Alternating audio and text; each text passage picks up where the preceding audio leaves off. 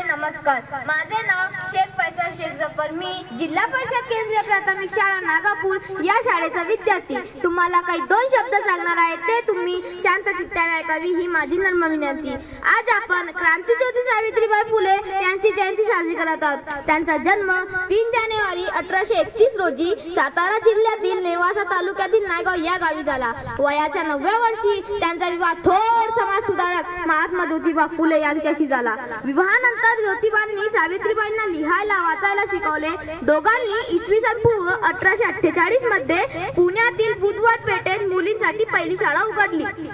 सावित्रीबाई फुले या भारताच्या पहिल्या महिला शिक्षिका आणि महान समाजसेविका होत्या.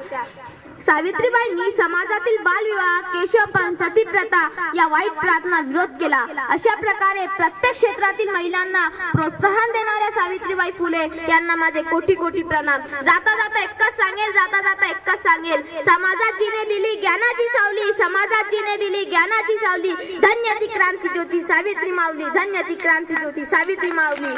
स्त्रियांच्या शिक्षणाची तूच खरी केवारी, स्त्रियांच्या शिक्षणाची तूच खरी केवारी. सावित्री तुझ्यामुळे शिकले आज प्रत्येक नारी, सावित्री तुझ्यामुळे शिकले आज प्रत्येक नारी. जय हिंद, जय भारत, जय क्रांतीज्योती सावित्रीबाई फुले, जय ज्योतिबा फुले.